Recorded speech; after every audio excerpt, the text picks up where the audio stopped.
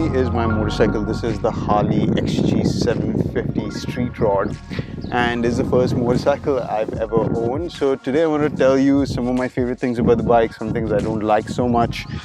So let's get into it. So this is not your typical Harley. This is something they kind of made special for the subcontinent. This was manufactured in India. It's quite different from other Harleys that you might know because this has a liquid cooled engine inside it. Most other Harleys are air cooled, a bit more sporty than your typical Harley. It revs higher than most Harleys. It will reach about 8,000 RPM where most Harleys kind of get to about 6,000 RPM. You'll also notice that the steering is quite different from your typical Harley as well. These are drag steering as opposed to like up here. Now there are a few modifications on this bike, so let me just show you those real quick. The first one is the light over here. So I made a video about it as well. I've modified the light to this halo light. It comes with halogen lamps by default. I think this is such a nice upgrade for the bike. It definitely makes it look so much better. Also, the exhaust of this bike is kind of strange. First of all, it's been upgraded to a Vance & Hines exhaust, so it makes a beautiful sound.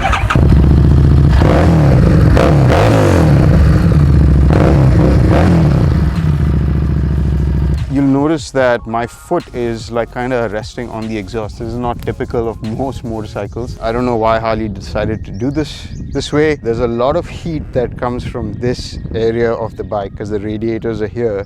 So when you stop at a signal, you're going to feel the heat coming and kind of hitting your leg on the side. Another weird thing about this bike is the seating position. So you'll see my leg is pretty high up over here above the tank, and when I'm sitting on the bike I'm kind of in this position most of the time because of the drag bars.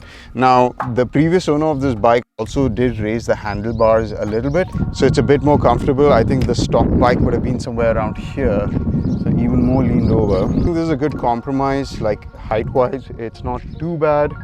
And then if you do want to like kind of cruise on the longer highway, you can take your feet off the pegs, get into a bit more of a comfortable position. Most Harleys have like forward foot controls and you kind of sit like this. This bike is more sporty. Now kind of my favorite angle on this bike is this front 3/4 kind of look, because the tank is not high but it's really wide and the bike looks a lot more aggressive as opposed to from the side where it kind of flattens the tank and makes it look like a more typical street bike. Another modification on the bike is that this seat has been changed, so it's been reinforced with extra cushioning. It's also got a slightly higher seat height, which is good for somebody who's tall like me especially, because the typical seat would like kind of end over here somewhere. You'd have a bit more of a low profile seat. It does look cooler, but in day-to-day usage, I think a seat like this is more comfortable and a worthwhile upgrade. And definitely get the exhaust as well. It is absolutely superb. Now here you can see the gauge cluster that's available on the Harley. It does not have a tachometer, so you can't tell your RPMs, but you can program the screen and switch it so that it displays your RPMs. Otherwise it'll show you your kilometers and any kind of warnings on the bike over here. This bike is not a very tech savvy bike, but they do have some features on the screen over here. So this rear tail area is one of my least favorite parts about the bike. I hate the way that this thing comes out. So there is a modification where you can put a tail tidy on the bike, which will eliminate this whole area and reposition these indicators closer to the bike. That way this whole wheel will be a bit more exposed. And also I feel like the rear tire of the bike, it's thick, but it doesn't look quite as thick, and I think it'll definitely give it more of a drag racer bike look if the wheel was a little bit thicker. So I'm looking into upgrading that as well. And I also love these orange shocks. It just gives it like a really cool characteristic. So my bike over here has this nice like maroon paint. Now the bike doesn't really look that big, it's not much bigger than a regular street bike, but there are a few things that make this kind of stand out compared to those kind of bikes. First of all, the drag handlebars, the way the mirrors are positioned, it makes the bike look bigger. And secondly, it's the quality of the material. So if you'll notice, this paint job looks absolutely fantastic over here. The chrome bits on the bike, the blacked out engine, all that like kind of adds to the aesthetic value of the bike. Now these mirrors over here on the ends of the drag bar, they're quite convenient because they give you a really wide field of view. You can't really move them sideways, but they're so wide you can still see everything behind you from either mirror. So it's really nice to have if you're a new rider like me. I don't really feel the need to ever adjust these mirrors unless somebody like knocks it out of place. And yeah, I did like add this little phone mount thing. It was like 50 dirhams on Amazon and it works really well.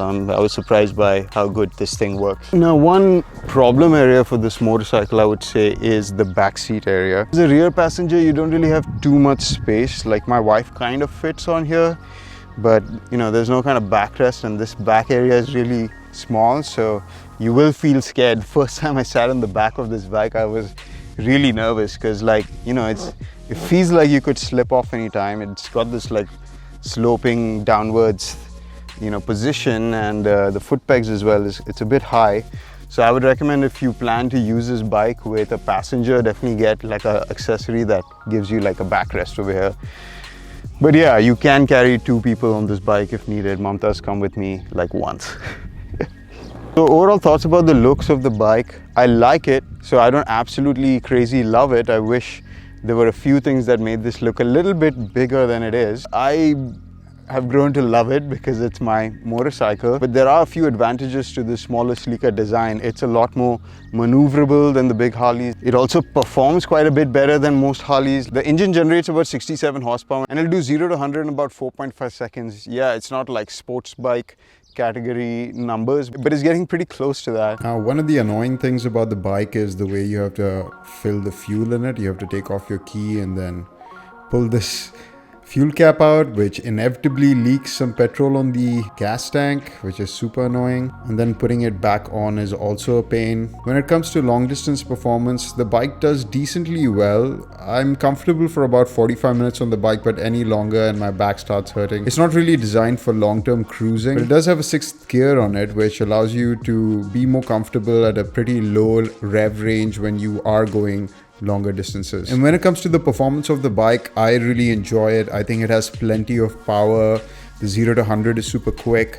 Even overtaking on the highway is good. When you reach about 100 to 120 kilometers per hour, I feel that's where the bike feels the most comfortable. There's like zero vibration. Anything beyond that, it's not really the bike that's at fault. It's more like the wind resistance is way too much to feel comfortable for longer distances. Considering I bought this motorcycle for around 17,000 dirhams, which is roughly $4,500. I think it was a really good buy, especially as a new rider. It makes you feel comfortable. The weight is comfortable. I can easily put both my feet on the floor. I am 6 feet tall. The seating position is a little bit weird. The first time I sat on this bike, my hips cramped. I didn't even know that was possible. Now I've kind of gotten used to the floor position. The 2 main complaints I have about this bike is kind of the foot position. For the brake and the changing the gears, you kind of have to move your foot ahead to be able to access that. It's just a little bit, you know, it takes a little bit of time to get used to that. Getting into neutral when you're at a stoplight is very difficult. Half the time I'm unable to find it. The alarm system is a little bit annoying because if it doesn't detect the fob on the key, it's going to start alarming, and then you have to remove the key and put the fob on your seat to deactivate it, which is, you know, it should work better than that. And man, like my battery died on this motorcycle the other day and replacing it was such a headache. To access the battery, you actually have to dismantle half the engine. So I'm not really sure why they decided to put a battery in such a weird place. I guess they had limited space on this bike. Overall, I really love this motorcycle because it's my first motorcycle and I thoroughly enjoyed it. I've tried the Ducati Scrambler and the Monster, and personally I prefer this. So that's it guys, that's my review of the Street Rod after riding it for 6 months. Great bike. It's really unfortunate Harley stopped making it. I hope they start production in a different country or something, because this bike is a unique bike that Harley made, and I hope they bring back something similar. And now the question comes, would I upgrade this bike in the future? Maybe. I'm looking at the Honda Rebel 1100 that's just come out. That looks super cool, and it's got a lot more features that I would like to have in a bike. Allow you to do like longer cruising tours and things like that. So no plans to change as of right now. Alright guys, that's it for the video. If you liked it, hit that like button, leave me a comment, subscribe to watch more videos like this, and I will see you guys in the next one. Bye.